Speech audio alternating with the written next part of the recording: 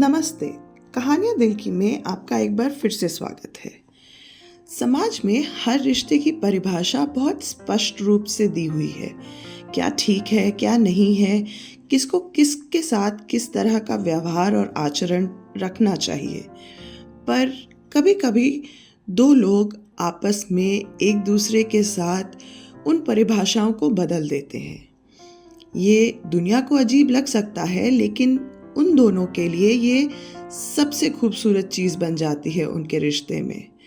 हमारी आज की कहानी एक ऐसे ही रिश्ते के बारे में है। तो चलिए शुरू करते हैं आज की कहानी, अनोखा रिश्ता। मीरा और उसकी 15 साल की बेटी मेघा का रिश्ता उतना ही अनोखा था जितना कि वे खुद। उनके रिश्ते की बुनियाद प्यार, तंज और छोटी छोटी बातों पर बहस करने की अजीब सी आदत पर टिका था। भले ही वो हमेशा बहस करते हों, उनकी बहस अक्सर हंसी के साथ खत्म होती थी और उन्हें पता था कि यह बस उनका एक खास तरीका है एक दूसरे को प्यार व्यक्त करने का। एक वीकेंड मीरा की छोटी बहन प्रिया उससे मिलने और उनके साथ 2-3 दिन बिताने आई।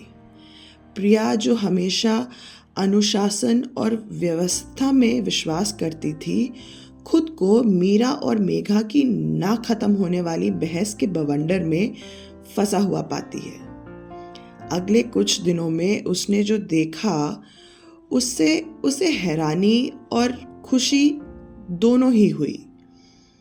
शनिवार की सुबह मीरा चाय की चुस्की ले रही थी और प्रिया उसके बगल में बैठकर चाय के साथ एक मैगजीन के पन्ने पलट रही थी।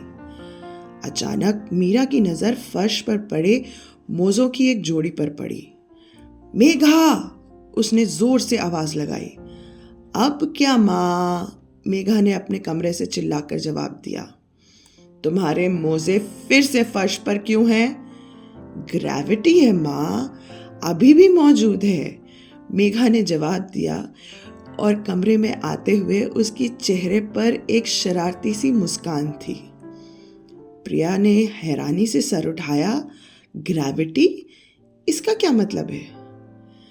मीरा ने गहरी सांस लेते हुए कहा, इसका मतलब है कि ये मेरी बेटी हमेशा से आलसी थी और रहेगी और मेहनत करने से हमेशा बचना चाहती है। मेघा ने नाटकीय अंदाज में मोज़े उठाए और उन्हें ट्रॉफी की तरह साइड में करते हुए बोली, और ये रहा दुनिया का सबसे बड़ा मुद्दा, फर्श पर पड़े मोज़े। मीरा ने अपनी आंखें गोल घुमाई। अगर मेरे पास हर बार तुम्हारे मोज़े उठाने के लिए 1 रुपया होता ना, तो मैं आज करोड़पति बन चुकी होती। मीरा की ये बात सुनकर प्रिया ने हैरानी से दोनों को देखा। ये बहस मोज़ों के बारे में है? मेघा ने सोफे पर कूदते हुए कहा, और चिंता मत करो मौसी, ये तो हमारी रोज की बहस की शुरुआत है। मीरा हंस पड़ी। प्रिया, तुम्हें इसकी आदत हो जाएगी, या शायद नहीं। शाम को प्रिया ने खुद को एक और बहस के बीच में पाया।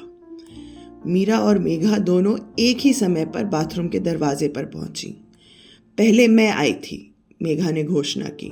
नहीं, पहले मैं आई थी, मीरा ने जवाब दिया, अपने हाथ कमर पर रखते हुए। माँ, मुझे बहुत ज़रूरी काम है, मेघा ने गंभीरता से कहा। अच्छा, और वो क्या है? सेल्फी लेने का? मीरा ने तंज कसते हुए पूछा। वेरी फनी माँ, मेघा ने नकली मुंह बनाते हुए कहा। मुझे अपने बाल ठीक करने हैं, ये सामाजिक अस्तित्व का सवाल है। ये देखकर प्रिया बोल पड़ी कि जाने दो ना उसे, तुम दूसरा बाथरूम इस्तेमाल कर लो या उसके बाद भी तो जा सकती हो। मीरा ने एकदम नाटकीय अंदाज में पलटते हुए कहा, ठीक है महारानी, पहले आप जाएं।